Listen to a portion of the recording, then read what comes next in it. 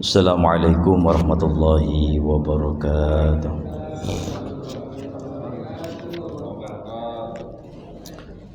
Bismillahirrahmanirrahim. Subhanakallahumma rabbana la ilma lana illa ma 'allamtana innaka antal alimul hakim wa tub 'alaina innaka antat tawwabur rahim wa taqabbal minna innaka antas samiul alim wa 'allimna min ladunka 'ilman nafi'an ya dzal jalali wal ikram. Allahumma iftah lana 'ilmataka wansur 'alaina rahmataka ya dzal jalali wal ikram. Walhamdulillahi rabbil alamin. Bismillahirrahmanirrahim. Alhamdulillah rabbil alamin. Wassalatu wassalamu ala asrafil anbiya wal mursalin wa ala alihi wa ashabihi ajma'in, amma ba'd. Qala Allah ta'ala fi kitabil karim, a'udzu billahi minasy syaithanir rajim. Bismillahirrahmanirrahim. Ya ayyuhalladzina amanu taqullaha wa kunu ma'as sadiqin. Shadaqallahul 'azim wa shadaqa rasuluhul karim. Wa nahnu ala dhalika minasy syahidin asy-syakirin walhamdulillahi rabbil alamin. Jamaah salat maghrib Masjid Jami' Makota Simpruk yang saya hormati dan muliakan Allah. Syukur alhamdulillah, di malam ini Allah masih melimpahkan beribu-ribu nikmat kepada kita semuanya. Di antara nikmat keimanan, nikmat Islam, nikmat sehat, nikmat kesempatan, dan nikmat istiqamah, dan masih banyak nikmat yang lain.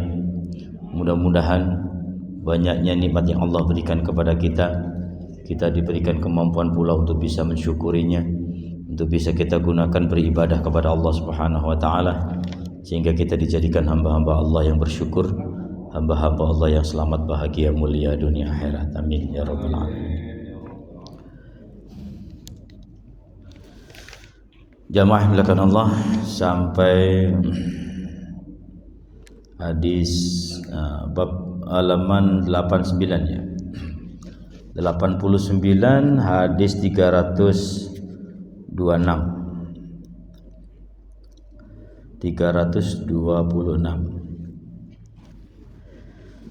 Bismillahirrahmanirrahim. Qala musannifu rahimahullahu ta'ala wa nafa'ana bihi wa bi'ulumihi fid dharain amin. Wa an Abi Sa'id Al-Khudri, hadis diriwayatkan oleh Abi Sa'id Al-Khudri radhiyallahu anhu, semoga Allah meridhoinya, anna Rasulullah, sesungguhnya baginda Rasulullah sallallahu alaihi wasallam, ra'a fi ashabi, sesungguhnya baginda Rasulullah ra'a, melihat fi ashabi, melihat para sahabatnya, ta'akhuran, salat agak menjauh gitu, tapi ikut berjamaah, jadi sholatnya agak menjauh gitu. Salah satu kelompok, maksudnya sahabatnya, sholatnya agak menjauh. Faqala, maka baginda Rasulullah sallallahu alaihi wasallam bersabda, taqaddamu, mendekatlah, sini mendekatlah, taqaddamu, depan dikit, maju begitu. Fa'tammu bi, maka bermakmumlah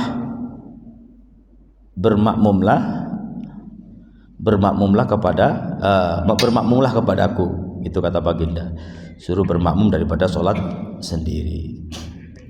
Nah, ini kita bisa jadikan apa ya, dalil, jadikan sebuah amalan sunnah. Kalau kita lagi berada di tempat umum, di rest area atau mana, ketika ada orang yang mau jamaah, kita panggil daripada dia Rasulullah sendiri ya, bukan kita sok-sokan, tapi kita mengamalkan hadis ini, begitu ya. Dia mau nggak mau terserah. Kadang-kadang kalau kita panggil, nggak, saya mau qosor, itu qosor atau jamak takdim, jamak ya, itu boleh nggak kita jamak ngikut orang yang bukan jamak. Kita kadang-kadang di perjalanan sholat jamak takdim, jamak takhir, ngikut orang yang bukan jamak, ngikut orang yang sholatnya normal gitu loh. Itu boleh nggak kira-kira? Ada yang mengatakan, memang ada beberapa pendapat, ada yang mengatakan bahwa sholat ketika kita sudah niat jamak takhir atau nama jamak takdim, maka nggak boleh ngikut orang mukim, orang yang sholatnya normal. Tapi ada juga yang berpendapat boleh, ya, karena apa? Kalau nggak qashar boleh.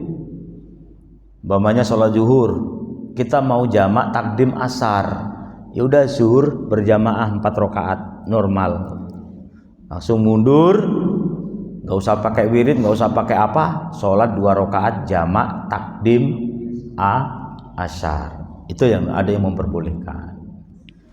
Tapi ada sebagian ulama juga ada yang tidak membolehkan menggabung, karena kita sholatnya niatnya berbeda.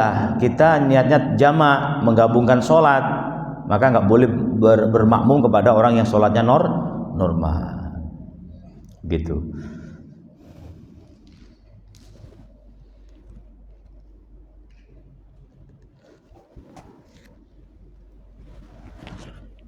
Nah, maka apalagi ketika Jumatan.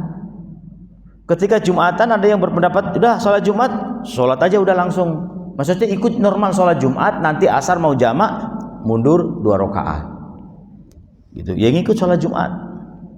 Tapi lah kenapa kita mau ambil yang repot-repot kalau mau buru-buru? Kita kan tujuannya buru-buru, maksudnya tujuannya biar dimudahkan karena dalam posisi perjalanan.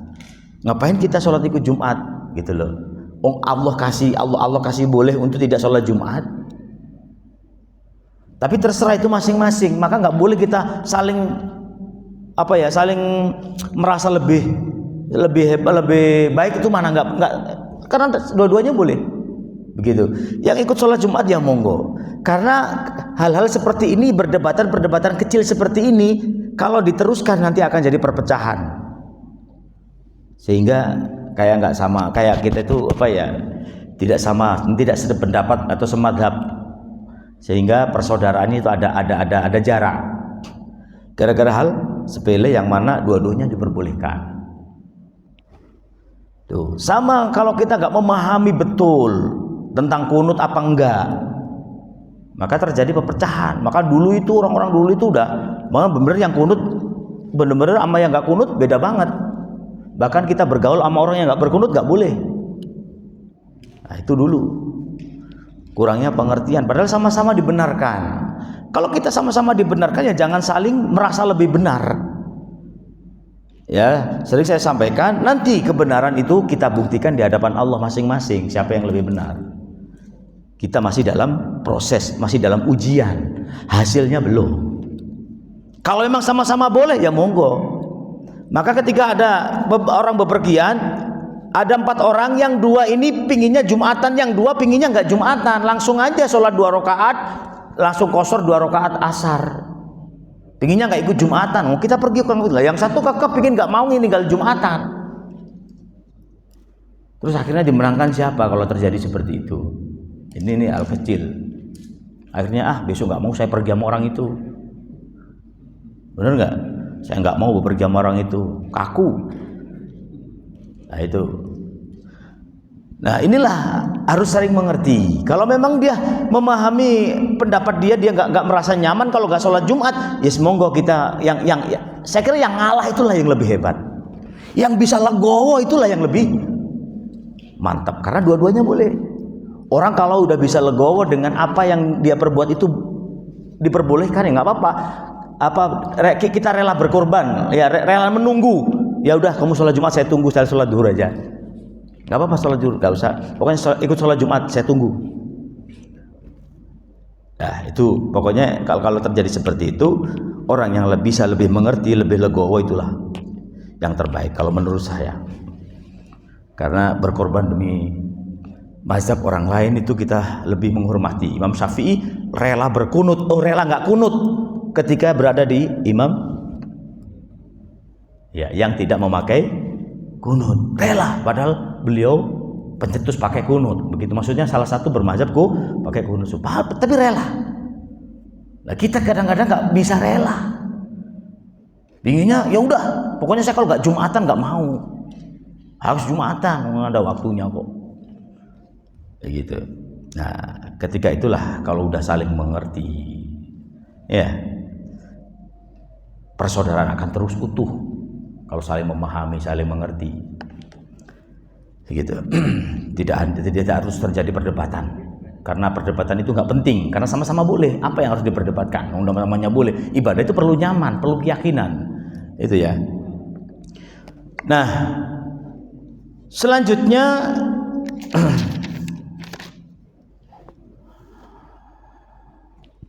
wal ya'tamma bikum man ba'dakum. Nanti akan bermakmum kepada kalian jamaah sesudah kalian. Setelah dipanggil sama Rasulullah, suruh ke depan, dekat, bermakmum. Nanti kalau ada datang lagi biar bermakmum di belakangmu, begitu, dan seterusnya. Gitu. Nah, maka ketika ada kita di depan umum, kalau ada yang orang sendiri, kita sendiri, kok posisinya kita sendiri, dia sendiri. Ya. Kadang banyak Pak, ini ilmu yang nggak ngerti kadang-kadang banyak. Jamaah ada 3 dalam satu tempat, jamaah. Tuh, kan dalam ilmu fikih ini sebenarnya nggak boleh ada 2 jamaah dalam satu tempat, dalam satu majelis. Mungkin nggak sampai haram ya, tapi ini sampai terjadi makruh yang mana hampir haram. Karena apa? Ketika orang muslim berjamaah bergabung itu satu kelihatan apa ya, kebersatuannya, kebersamaannya kelihatan. Satu, itu yang menjaga kebersamaannya. Ya, kecuali memang sholatnya berbeda dan nggak boleh bermakmum, itu berbeda lagi. Ya, kalau memang sama-sama sholat zuhur di perjalanan, sholat berjamaah, sini jamaah, situ jamaah, sana amin, ya kan nggak enak terdengarnya. Kalau ada orang lain, apa ini nggak kompak umat Islam? Apa nggak bisa disatukan? Begitu. Nah, inilah pentingnya ilmu. Begitu. Kadang-kadang sok pinter dia sendiri, sok bener sendiri, akhirnya nggak mau gabung jamaah, nggak mau gabung orang lain. Gitu. Nah, kecuali kita memang datang sendirian, tolak-tolak nggak ada orang, ya udah sholat sendiri. Nanti kalau ada yang datang, gitu. Kita juga begitu. Ketika ada sholat, itu mau sholat sunnah, mau sholat fardu, terserah, ngikut aja kita kalau mau masbuk. Yang ngikut aja, walaupun dia sholat ba'diyah boleh diikutin, ya boleh diikutin. Nah itu biasanya kalau orang nggak tahu ilmunya, orang yang diikutin kader udah, loh saya sholat sunnah ini kok diikutin, udah tengok nggak khusyuk udah, ya karena nggak tahu ilmu. Maka kalau orang tahu ilmu itu tenang, apapun dihadapi dengan tenang. Semuanya kalau punya ilmu itu udah nggak ada apa ya, nggak ada susah, nggak ada merasa apa ya takut apa-apa, ada ilmunya, semuanya ada ilmu itu enak, ketata dengan rapi. Nah, rawahul Muslim. Kemudian wa an Zaid bin Sabit, diriwayatkan oleh Zaid bin Sabit radhiyallahu anhu qala ihtajara, ya, membuat kamar, membikin kamar. Siapa? Rasulullah sallallahu alaihi wasallam, hujratan mukhassafatan, ya, membuat kamar yang terbuat dari tikar gitu loh. Pokoknya di masjid itu di ujung Rasulullah bikin kotak gitulah buat sholat, bukan sholat fardu tapi sholat sunnah, ya. Kemudian fasalli fiha, Rasulullah sholat di dalam kamar itu. Nah, kamar Rasulullah kan sudah nempel sama masjid gitu. Fatatabba'a ilaihi rijal, maka memperhatikan salah satu sahabat kepada baginda Rasul. Waja'u yusalluna bi sholatihim, kemudian sahabat itu mendatangi Rasul, kemudian yusalluna pada sholat bi sholatihi, dengan sholatnya baginda Rasul, ngikut. Ya ngikut makmum lah, ngikut di belakangnya gitu. Rasulullah lagi sholat, ngikut gitu. Nah kemudian al hadis wa fihi afdhalus sholatul mar'i fi baitihi ilal maktubah. Sebaik-baik sholat seseorang itu adalah fi baitihi, di rumahnya, ilal maktubah, kecuali fardu. Maka ini hadis menjelaskan tentang memang sholat sunnah itu baiknya di rumah. Ini kalau kita ngikut hadis, ini, ya. Tapi nih, seandainya maka perlu kita kaji lagi hadis seperti ini, perlu kita kaji lagi. Jangan ngikut hadis ini doang. Kalau semua orang ngikut hadis ini doang, maka nggak ada yang sholat sunnah di masjid. Ya, nggak ada yang sholat duha di masjid, nggak ada yang sholat raweh di masjid. Semua karena afdhalus sholatul mar'i, sebaik-baik sholatnya seseorang itu fi baiti, di dalam rumahnya, illal maktubah, kecuali sholat fardu. Nah, kalau semua orang pakai pedoman hadis ini, maka nggak ada sholat sunnah di masjid. Ya, maka orang itu jangan pakai satu hadis doang. Ya, pakai hadis satu doang, begitu. Intinya ya kala-kala kita di semua, kala-kala di masjid. Ya, rumahnya dapat pakai sholat terus, ya, biar rumah itu nggak kayak kuburan gitu, pakai sholat. Bahkan bila perlu dibikin ruang kecil, ya, ruang kecil bikin musola, atau bisa ruang kecil itu dijadikan masjid sendiri. Ya, kalau kata baginda Rasul, kullu arden masjidun, semua bumi ini masjid, illal hamam wal makbarah, kecuali kamar mandi dan atasnya makam. Itu yang nggak boleh buat sholat. Kita sholat di mana aja boleh, ya, apalagi di rumah, di mana aja boleh. Wong kullu ardin, semua bumi ini masjidun, adalah masjid, kata baginda Rasul. Ilal makbarah wal hamam. Nah, ini yang disalahartikan. Yang disalahartikan itu ilal makbarahnya ini loh, ya, kecuali nggak boleh di kuburan.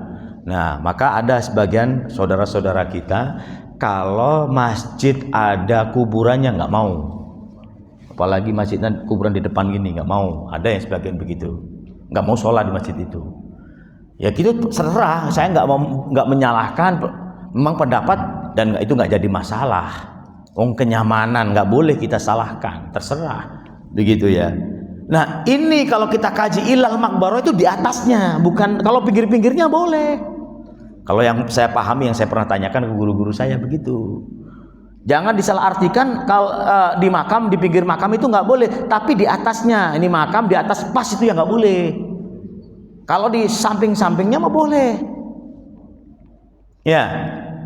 Nah, kalau boleh, Madinah sampingnya makam Rasul mah banyak makam tuh. Ya kan? Itu ada bukti, itu aja udah boleh sebenarnya. Yang nggak boleh itu ilal makbarah, itu maksudnya baginda kalau kita kaji hadis ini, itu di atas pas, di atas makam itu baru nggak boleh. Ya, orang kita ngobrolnya, waduh, saudara meninggal, kita orang jauh pulang kampung, sampai udah dimakamin belum sholat, kuburannya aja datengin sholat. Orang sholat jenazah nggak perlu sujud, nggak perlu ruku, cuman berdiri doang. Yang penting di atas pas itu nggak jenazah, di atas pas itu nggak makam, boleh. Karena itu pernah dilakukan oleh baginda Rasul ketika apa? Ketika salah satu marbot perempuan, kalau nggak salah itu ya, meninggal, Rasulullah nggak dikabari. Karena apa? Marbot itu dikira orang biasa. Udah, Rasulullah nggak usah diinfoin, nggak usah dikabarin, nggak usah di WA lah, istilah sekarang itu. Ya, nggak usah kita japri, biarin dah, kita urus sendirilah. Orang ini cuma marbot, perempuan lagi, gitu. Rasulullah marah. Padahal yang Rasulullah tahu ini waliullah, ini kekasih Allah. Kenapa kok nggak bilangin gitu? Lah, sahabat kan nggak ngerti, makamnya beda, nggak tahu kalau marbot itu adalah seorang waliullah. Akhirnya didatangi makamnya, disolatin di situ. Rasulullah sholat di situ. Ini salah satu hadis yang memperbolehkan sholat asal nggak di atas makbarah, begitu ya. Baik, jadi memaknai hadis, mengamalkan hadis itu jangan satu itu monoton. Nanti kalau ini diamalkan semua muslim, semua orang muslim sholat sunnahnya di rumah, gitu. Udah sering saya sampaikan, ya sesaat-saat, sekali-kali di rumah, sesekali di masjid, bahkan lebih sering di masjid. Karena apa ya? Karena masjid kan memakmurkan aja pahala, meramaikan aja pahala, duduknya aja pahala, diemnya aja pahala, bahkan tidurnya kalau diniati iktikaf aja pahala. Tuh, jadi pahala semua di masjid itu. Kayak gini menuntut ilmu pahala, duduk di masjid pahala, double. Tapi kalau menuntut ilmunya di rumah, ya dapat pahala menuntut ilmu doang, nggak dapat pahala iktikaf. Maka berkali-kali lipat. belum memakmurkannya. Pahala memakmurkannya, banyak pahala di masjid itu. Maka bersyukurlah orang yang selalu selalu menyibukkan dirinya terus berada di masjid, bahkan ngurus masjid, pokoknya terus. Bersyukurlah karena kebaikannya, pahalanya berkali lipat. Ya, berlipat-lipat pahalanya itu. Ngurusin orang, ngurusin ibadah orang, bersihin, Masya Allah. Baik.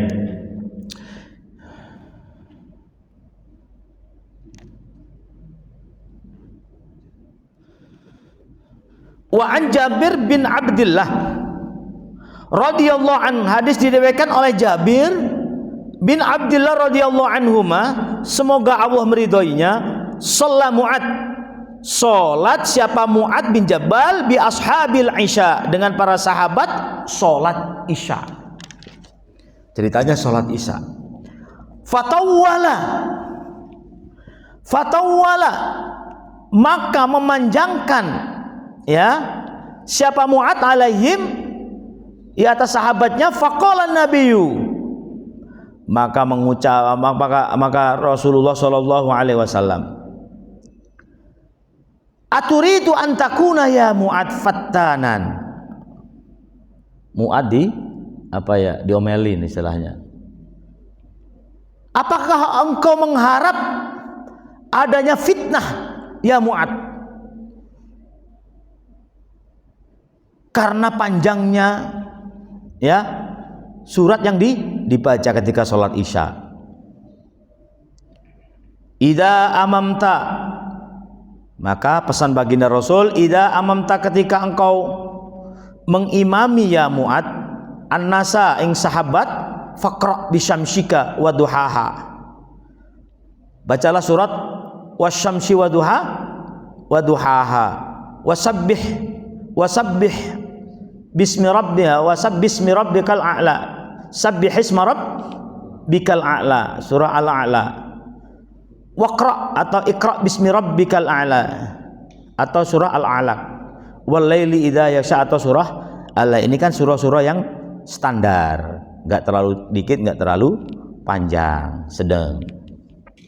Muttafaqun alaih, hadis muttafaqun alaih. Jadi justru sholat lama yang ada teguran, sholat cepat nggak ada teguran.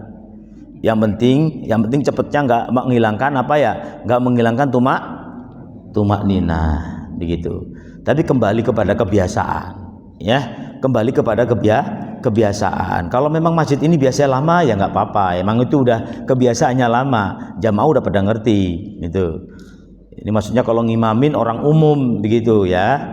Orang umum mungkin Rasulullah itu ketika ngimamin, ketika isya nggak pernah panjang umpamanya, tiba-tiba Mu'ad panjang, kaget, maka bikin fitnah. Maka umum-umum aja lah. Kalau masjid itu biasanya pendek ya pendek, kalau biasanya panjang ya panjang. Oh, di subuhnya panjang ya biasa panjangin.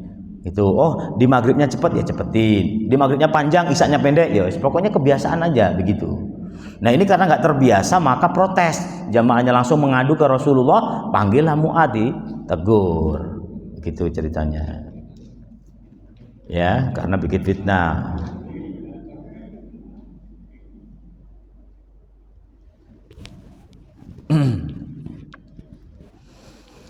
Wa an Aisyah radhiyallahu anha fi qissati salati Rasulillah sallallahu alaihi wasallam bin nasi wa huwa marid.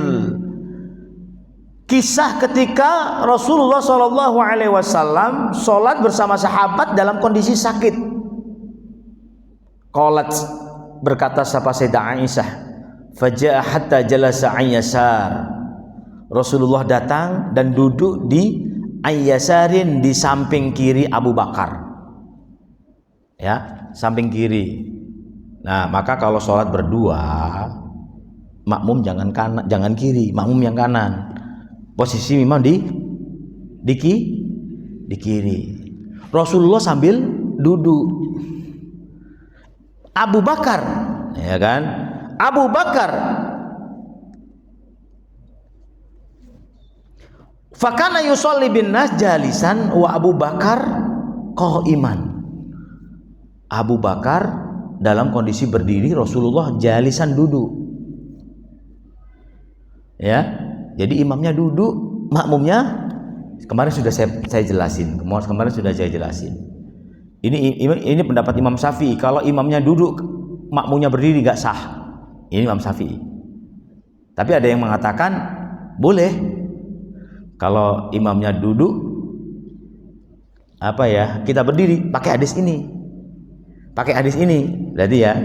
Berarti pakai hadis ini boleh kan? Gitu, boleh. Ini yang dilakukan oleh Sayyidina Abu Bakar. Rasulullah karena posisi sakit duduk, ya, posisinya duduk, diikuti oleh Abu Bakar berdiri. Kemudian setelah itu datang makmum-makmum yang lain, sahabat-sahabat yang lain ngikutin, berdiri semua ngikutin Abu Bakar. Rasulullah ngikut, baginda Rasul dalam kondisi duduk. Nah, makmum yang lain ngikut Abu Bakar. Begitu. Jadi itu posisinya boleh. Tapi Imam Syafi'i berpendapat kalau imamnya duduk maka ikut duduk. Karena imamnya takbir ya kita takbir, imamnya duduk ya duduk, imamnya berdiri ya berdiri. Begitu. Itu yang dipakai Imam Syafi'i. Cuman kalau imamnya berdiri, makmumnya nggak mampu berdiri ya bolehlah, itu namanya darurat, ada hajat, maksudnya udzur. Itu boleh duduk. Kalau memang makmumnya nggak kuat berdiri. Oke.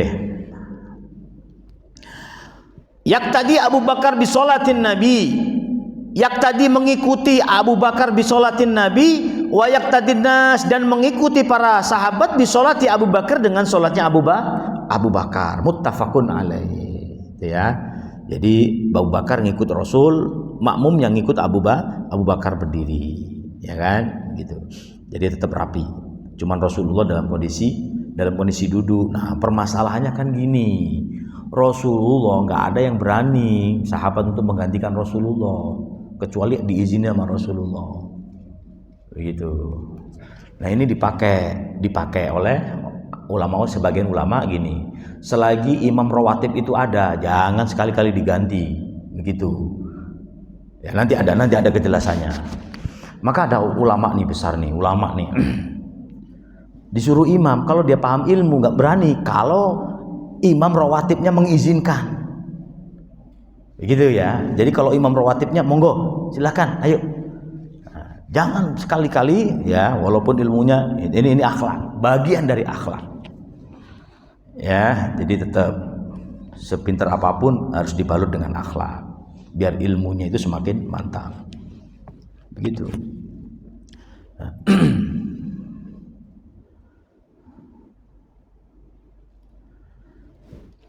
Satu lagi wa an Abi Hurairah, hadis diriwayatkan oleh Abi Hurairah radhiyallahu anhu, anna Nabi sallallahu alaihi wasallam idza amma ahadakum, ketika engkau mengimami salah satu seorang, ya, fal yu ahadakumun nas, ya, ketika engkau mengimami salah satu manusia atau siapapun makmum, ya, fal yukhaffif, ringankanlah bacaanmu, ya, ringankan bacaanmu. Makanya jangan panjang-panjang kalau memang nggak biasa panjang gitu. Fa inna fihim, karena sesungguhnya fihim di dalam jamaah tadi, as-shaghir ada anak kecil, wal kabir ada orang tua, wad dhaif ada orang lemah, wadal hajat ada orang yang punya keperluan. Fa idza shalla wahdahu falyusalli kaifa yasha, dan ketika engkau sholat sendirian, falyusalli, maka sholat terserah kau, mau panjang, mau seharian, mau 2 hari, terserah. Mau dari isya sampai subuh sholat juga nggak apa-apa kalau sendirian. Begitu. Oke. Wa an Umar bin Salamah wallahu a'lam bishawab. Oke, sampai sini ada pertanyaan?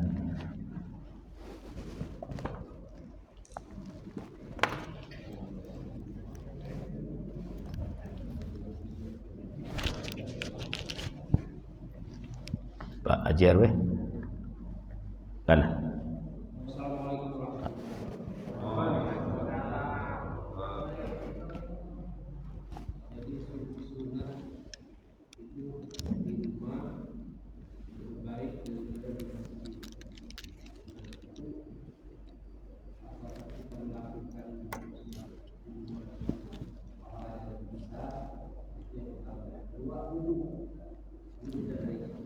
Wudu.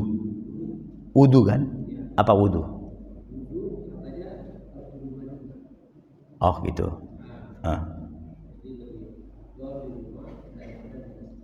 Oke.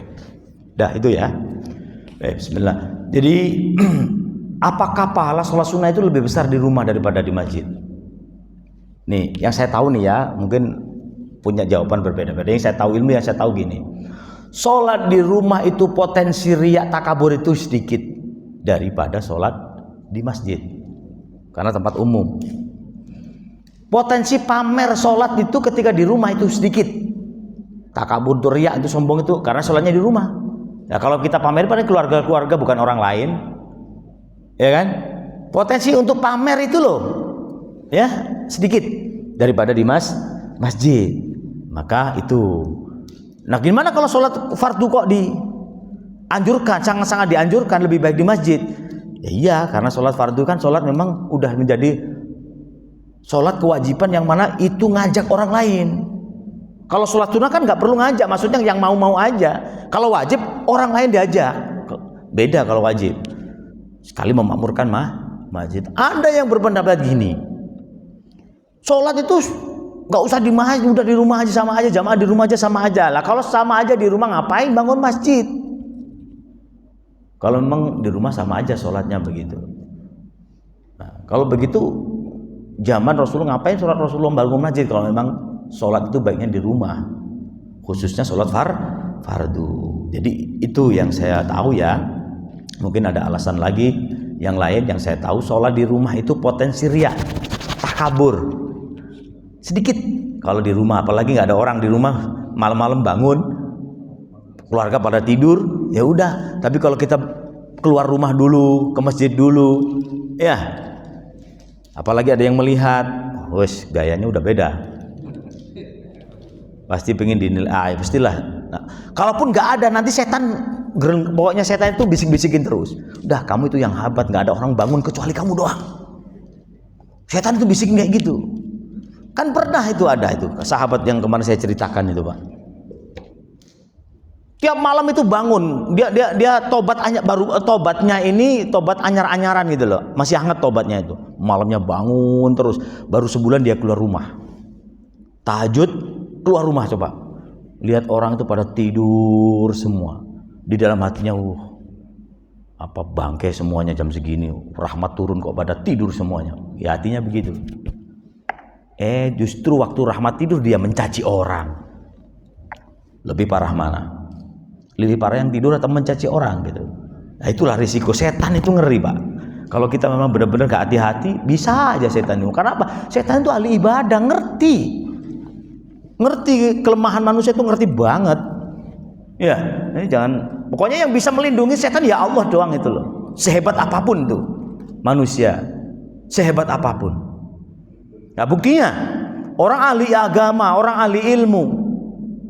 Ya naudzubillah, kemarin bagian Depak korupsi tertinggi. Di daerah pesantren-pesantren pasti rebutan jabatan, rebutan warisan. Itu sudah rahasia umum itu. Kalau udah anaknya banyak, pesantrennya gede, pada bikin sendiri-sendiri, pasti ada kecemburuan, ada. Itu setan semua. Itu gak orang biasa, orang ahli ilmu semua, itu orang ahli agama bener.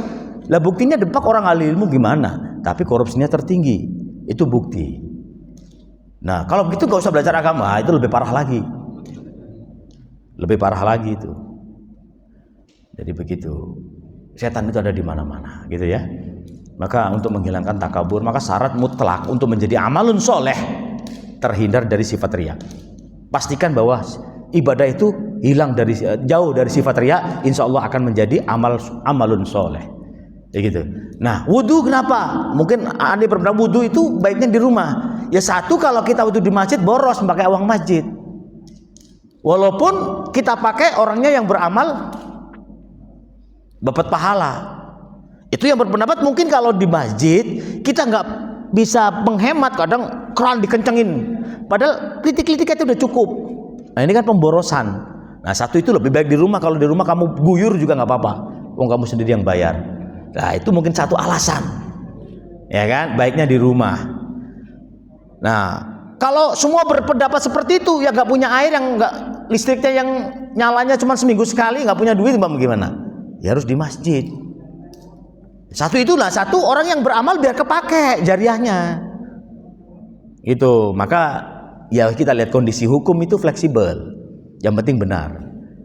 Nggak bisa kita samakan orang lain. Orang lain airnya aja kotor, nggak enak buat wudhu, suruh wudhu di rumah. Ya. Nah, terus kalau semua di rumah, orang yang beramal untuk masjid ini dipakai siapa nantinya? Gitu. Jadi masing-masing. Boleh berpendapat baiknya kalau memang kita ada kecukupan air di rumah, baiknya di rumah aja. Biar takutnya kita ada pemborosan sehingga kena dosa. Gitu ya. Itu. Oke, yang lain enggak ada? Cukup ya. Udah mau isya. Al-Fatihah. A'udzubillahi minasyaitonir rajim. Bismillahirrahmanirrahim. Alhamdulillahirabbil alamin. Arrahmanirrahim.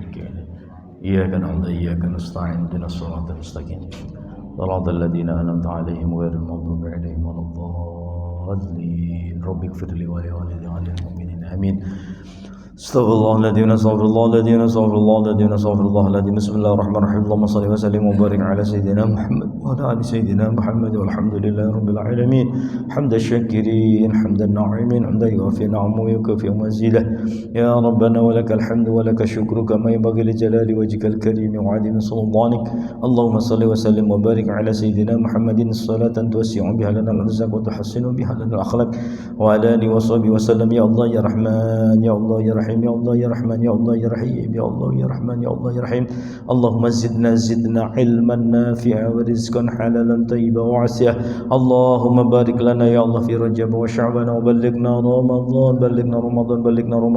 وبلغنا رمضان وحصل مقاصدنا ويسر امورنا وطول اعمارنا برحمتك يا ارحم الراحمين اللهم ارزقنا الاستقامه وحسن الخاتمه اللهم اجعلنا خير كلامنا من الدنيا عند اجلنا قول لا اله الا الله محمد رسول الله صلى الله عليه وسلم ربنا آتنا في الدنيا حسنة وفي الآخرة حسنة وقنا عذاب النار جزا الله عنا سيدنا محمد صلى الله عليه وسلم وآله سبحان ربك رب العزة عما يصفون سلام على المرسلين الحمد لله رب العالمين kurang lebihnya mohon maaf billahi taufiq wal hidayah wa ridha wal inayah assalamualaikum warahmatullahi wabarakatuh.